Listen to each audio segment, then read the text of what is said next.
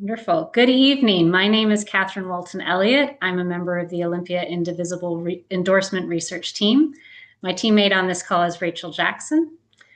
We also have Dan here with us to observe. This evening, we are joined by Lance Brender, who is running for the position of City of Tumwater Mayor.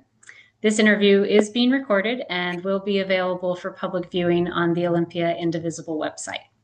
Thank you so much for joining us, Lance. It's really nice to have you here. Yeah. Good. I hope you'll be able to share specific information during the interview, but I do want to note that we have a lot of ground to cover in a pretty short period of time, just 30 minutes, a little less. So it would be great if you could keep your answers fairly concise. I'll stay on point. Thank you.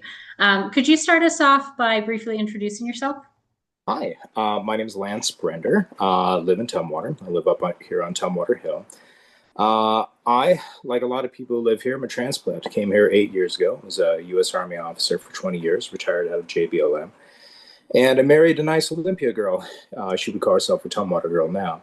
But we are raising our son here. He's currently a ninth grader at Tumwater High School and retired out of the Army officially about 3 months ago, which is about the same time I declared my candidacy for obvious reasons. And so I fell in love with this place. I'm originally from Central Washington, a small town named Cashmere. There's a lot in common between Tumwater and Cashmere, particularly a lot of the things we love, a lot of the ways we connect to the land, a lot of the identities we have for ourselves. Fell in love with Tumwater and want to do my best for it. Thank you for that. So we're going to start off with what you're hearing from constituents. So can you please share the top one or two priorities and or concerns Tumwater constituents have been sharing, and then we'll have some follow-up questions on that. Sure. So I've been doorbelling, that's going door to door and meeting people, for about the last 3 months, really essentially since I declared. And I have heard two things consistently that come out of people. One, the price of housing, and specifically the rise in the price of housing over time, and the brewery.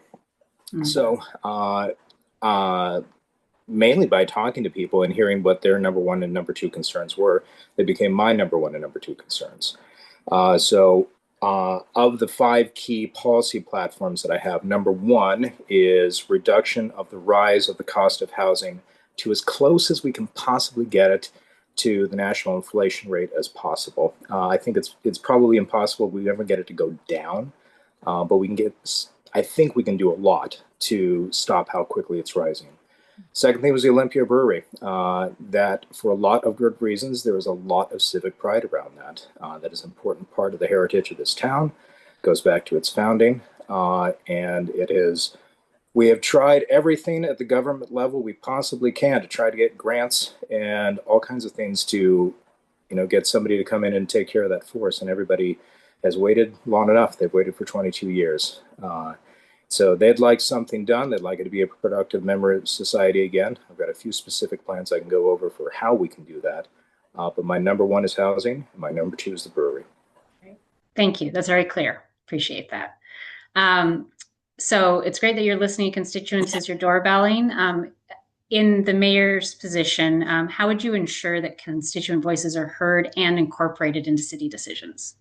I would make a couple of key changes to how we are doing business now. I think, by some of it's by structure. It's the way, we have a non-charter city code. And so kind of the way we're set up, we have part-time positions for all positions on council. So everybody's got a day job.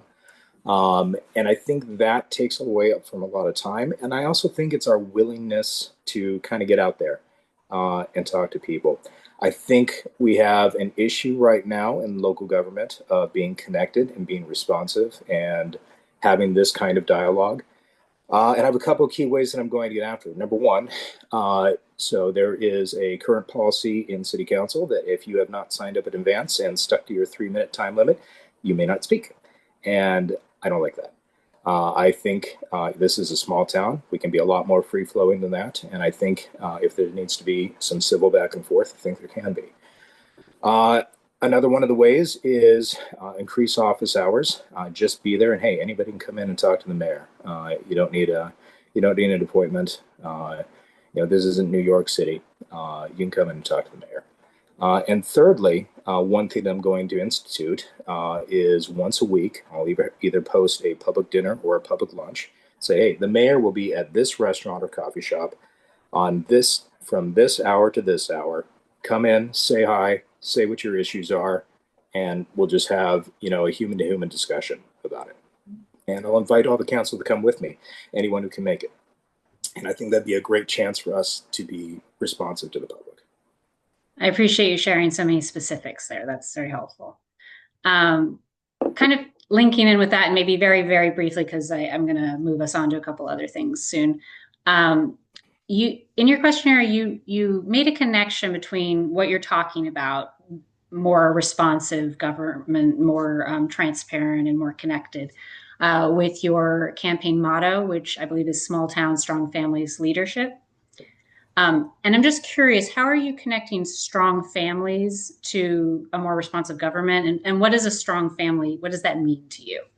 I think a strong family is a place where the family unit, however you define that, is held sacred and sacrosanct, and that it's in a lot of ways it is government's role in its place in society, I believe, to help support that fundamental institution that is the family. And so that means it's a great place to raise your kids. It's a great school. It's safe. It has job opportunities. It is a place where you can grow old and you can retire and you can prioritize, after you have left the working world and moved on to the retired world, you can prioritize being that, enjoying your golden years. It's a place that supports, as much as is within the role of government, making this place a town that everybody would like to grow up in and they'd like to come back to. It's the same thing I hope for my own son. And I say that having grown up in a different small town, I hope that he loves his small town that we raised him in as much as I love where I remember my home to be and where I love my home is now. Thank you for that. So moving a little further into the mayor role, how does a mayor build consensus? And do you think that's important? It is important. So the mayor is just 1/3 of the government, and it is his or her job to make sure that they can build consensus. Well, one, to reflect the will of the people that sent him or her to office. Two, to come to consensus and to build bridges and to compromise where necessary, not be compromised, but to compromise, to come to agreement with the other people that were chosen by the people to represent their will at the governmental level. There are going to be issues. There are going to be issues of philosophy, from everything from nuts and bolts. Should it be a septic system or should it be the sewer system? Down to, what do we believe is right about this really big fundamental issue? And somehow we've all got to get along. And so it's my job, one, to do my best to represent the people, the will of the people of the entire town. But it's also my job to accomplish that by meeting people halfway, so that nobody here is going around compromising their core values, but we can find something that works together. And, I think that's perfectly possible. If every other level of government finds a way to do it, we can too. Fair enough. So shifting direction just a little bit. Trans individuals' rights are under severe threat nationwide right now. What specific actions would you take as mayor of Tumwater to protect transgender people and to promote belonging at the municipal level? Well, as I'm sure you and everybody else who's read my website is aware, I'm a conservative. And so how do we deal with that issue? And the number one way that I think is government. That is not a issue the government needs to solve. The number one issue that I think we need to solve is equality, and being there for everybody and making sure that everybody is equally represented under the law, treated as well as you would want yourself to be treated, and make sure that everyone has a great chance to grow up in a place that they call home. So I think, let's take the issue of what happened in the Tumwater school system with a recent athlete who was a transgender athlete and came under a lot of fire. So I was asked what was my position on that. My general position, well, very specific position, is that anybody can live any lifestyle that they want to live. This is America. They don't deserve to be put down for it. They don't deserve to be treated badly for it. They deserve to be treated like a human being with full respect that I would want and that I would deserve.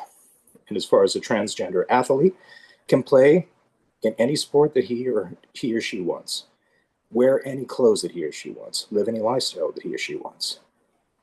How I think it's fair, though, I do think it's fair to everyone involved that those transgender athletes should compete in their natural gender. Okay, thank you for sharing your position on that. So moving on to public safety, which is connected, how do you define public safety? You've stated that you want to see better resource police, not a police state. Could you explain what types of resources you believe Tumwater's police most need? So after discussion with the police chief, the outgoing police chief, and now the current police chief, the number one issue that he brought up is resourcing. We are currently resourced adequately to national standards for what our nighttime population is, which is about 27,000 people. However, we swell to about 70,000 people during the day, and we are not currently resourced for that. In addition, we've got 13 schools in the school district, and we have 2 SROs, school resource officers. They are hard pressed to keep up with the coverage that is necessary to keep our kids safe. So what does public safety mean to me? It means a law-abiding society. It means a place where you can walk down the street with what social scientists used to call a high popsicle index. The idea that you can send your kid around the corner out of sight to go buy a popsicle and trust that they'll come back and everything will be okay. So how do we achieve that? One, I think it's properly resourced police, properly trained police, properly regulated police, and that it extends to fire and emergency services as well. But in addition to them having the appropriate resources, it's them being correctly integrated with society. The SROs are a great example of that. They see the kids every day, the kids see them. And drawing from our local society to get our police officers. Yes, we got a lot of great transfers, but a lot of great people who live here grow up to become cops and to take care of their own society. I think correctly resourcing them, correctly integrating with them, and correctly keeping them integrated with the town is how we create a safe place. Now, what I meant by no police state. So there is a system, and I've not come to a complete answer on this, but the flock system, if you're unfamiliar with it, the flock system is an automated camera system that scans license plates on cars as they're on public roads. And the good side of it is that system has been used as a 24/7 monitoring service that scans every license plate that goes by. And if there's an Amber Alert, there's a BOLO, there's something they're looking for, it automatically finds it and alerts them and they can respond. Several high-profile murders have been taken care of by that. However, there's also another side to that. You now have a camera that we have given official permission to the government to watch what everybody is doing on the road all the time. And it is only one change of a stroke of a pen and a little bit of change of software to say, hey, now we're no longer scanning license plates, now we're scanning facial recognition. Now the government, whether the government with a little g like we have here, or the government with a big G at the national level, now they know where you are at every moment, and you're officially bound to that. I am really concerned about civil liberties with that. I'm really concerned about personal privacy and personal rights. Are there laws to prevent it from being abused? Yes. Do laws get ignored sometimes and get abused? Yes. Is it only a stroke of a pen to change what the law says and who's okay to be monitored and for what? That's also true. So I'd like to hone in a little bit more on the resources piece. I'm hearing that you want police to be better resourced so they can do their jobs better and better integrated into the town. That's making sense. Um, could you talk a little bit more about what resources you would source to contribute to addressing ongoing racial disparities in criminal justice, specifically So specifically here in Tumwater, so the racial in makeup Tumwater? Yeah. is 70% white and 30% others, with about 2% being African American, about 3% being Pacific Islander, and the remainder being of mixed race and other, at least according to the last demographics that I saw. So the number one way to achieve racial equality, as far as any other equality, is adherence to the law and equality under the law. And to, I think the best way to focus on it is to focus on what each of us contributes to society and how do we keep police accountable by rigidly watching them, by the media, by each of us taking an active role and being involved with our police, by those are young people who want to be policemen joining the police, and uh, by a lot of the same policies that we have right now, where we're making sure that when a call comes in, there was a constituent called me the other day. I was doorbelling on the southern end of uh, Tumwater, and an African American man said, I was really concerned about this. I was stopped, uh, and I don't know that I was being profiled, but it felt like I was being profiled. And so the right way to deal with that, I hope, is the same way that I dealt with it. He took his information, and I'm keeping my eye on it. And I'm in conversation with the chief should that become an additional problem. I mean, he's got my number. Now, I'm just a guy right now. I'm not elected to any office, but he's got my number. And I meet with the chief every 2 weeks at City Hall. And that sort of responsiveness of having a pressure valve of, hey, the system didn't work. Something went wrong. I am being targeted. There's a pressure valve. That's why a differentiation of elements in government that you can come up and say, hey, there's a problem. And the mayor or a council member or someone else will step in and say, okay, I'm going to look into this and make sure that's right. Thank you for expanding on that.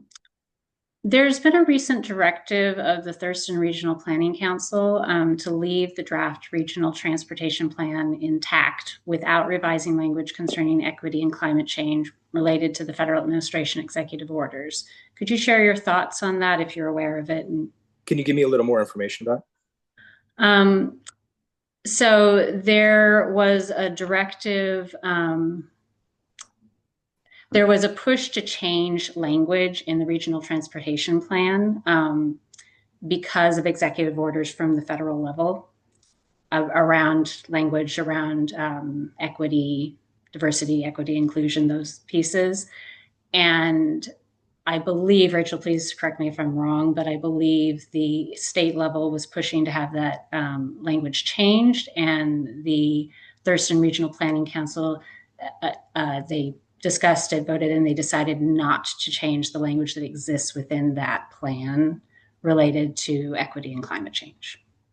That was their decision. I'm afraid I'm unaware of this discussion that's going on between the two entities. I'd love to look into it, and I can give you a definite answer once we review the documents.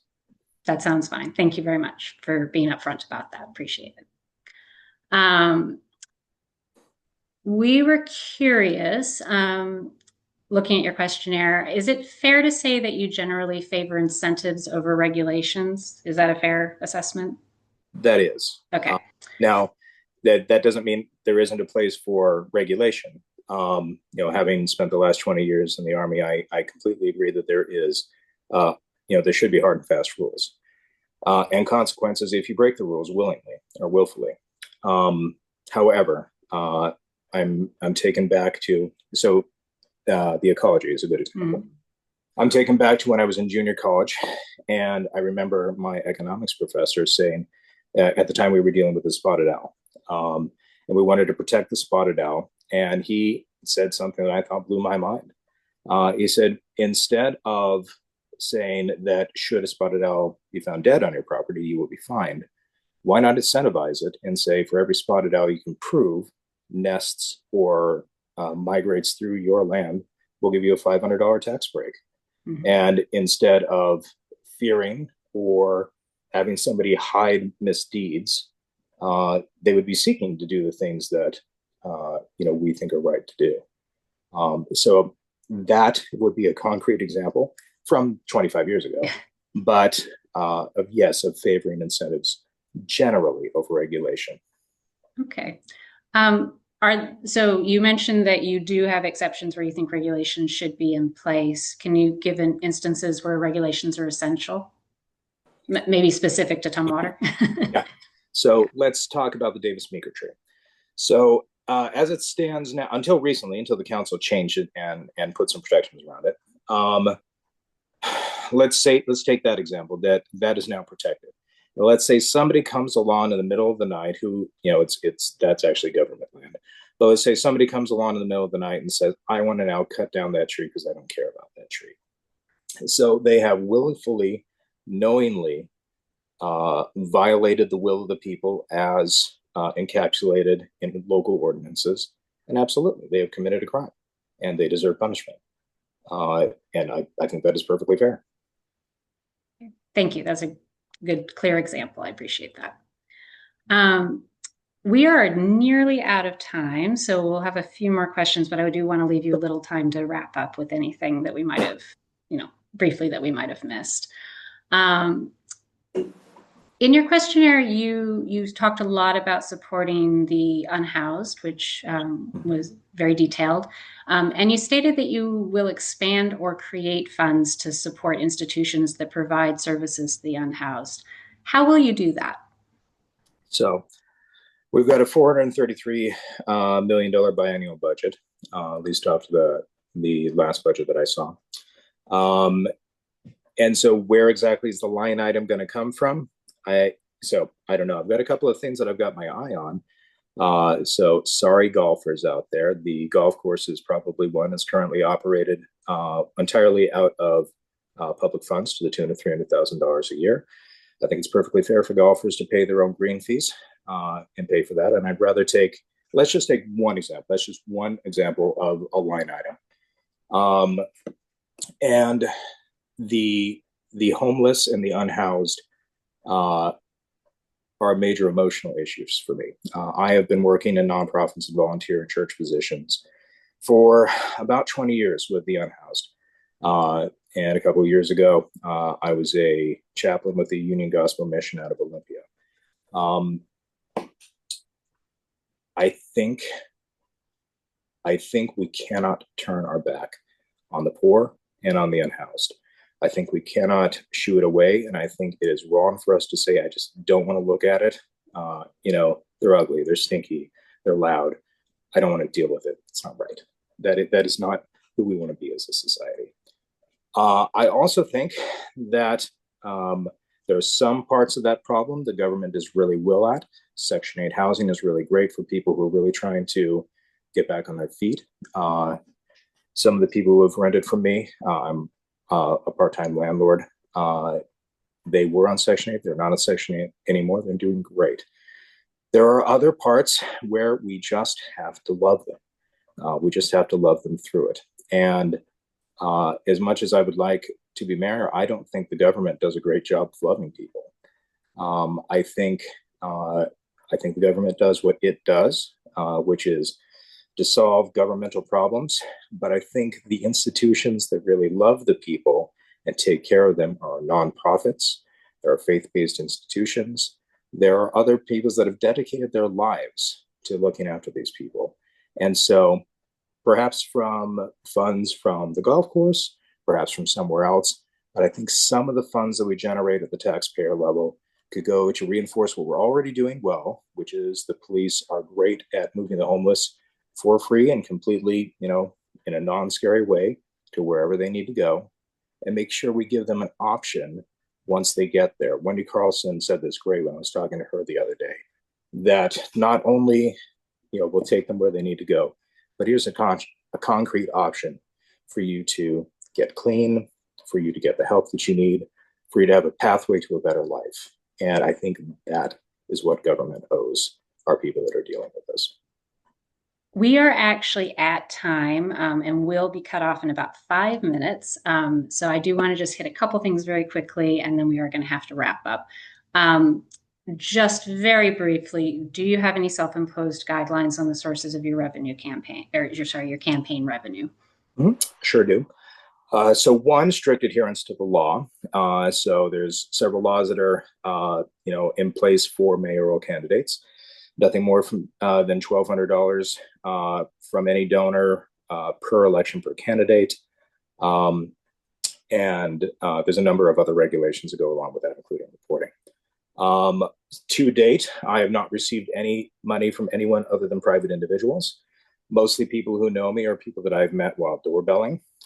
As long as they stay within that guidance and properly report, then I am happy to work with whatever they donate. So far, I have not had any political parties or any major organizations offer me money. I have not had to cross that bridge yet.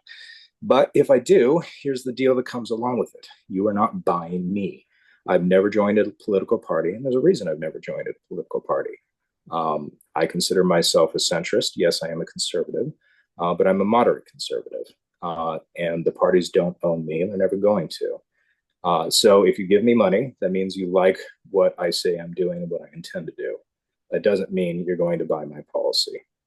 Um, and as far as the people who are my staff, all volunteer, all unpaid. And that goes for my political mentor as well, Marisa Peliquin, school board, a Democrat actually, of a university place. And she is my mentor, and nobody's getting any dollars here. Nobody takes anything out of their pocket. Thank you. In about 30 seconds, just because I don't want you to get cut off, that's mainly what I'm aiming for here, is would you like to touch on anything else in 30 seconds before we wrap up? So if people are making up their mind, here's what you're getting. So I have 5 key policy platforms. One, to reduce the rise in the cost of housing as close down to inflation as possible by allowing an appropriate number of houses to be built so that supply meets demand. 2, use incentives to bring back local ownership of the brewery and turn it into a productive member of society, hopefully a housing commercial mix. That's my ultimate goal. 3, increase police by 5 to 7, including 2 SROs, and lay the groundwork for the planning groundwork for a 3rd fire station. 4, ecology.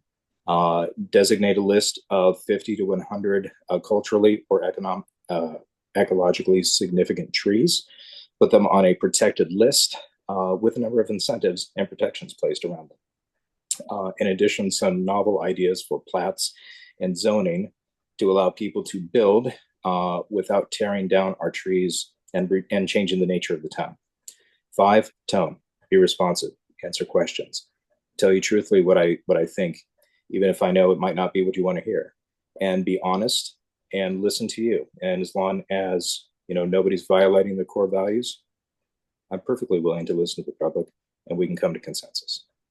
Well, thank you so much for joining us this evening. We are going to get cut off in about a minute, so we're going to have to wrap up, but I really appreciate you coming in here and talking with us this evening. Cool. Thank you very much. I very much appreciate having the time.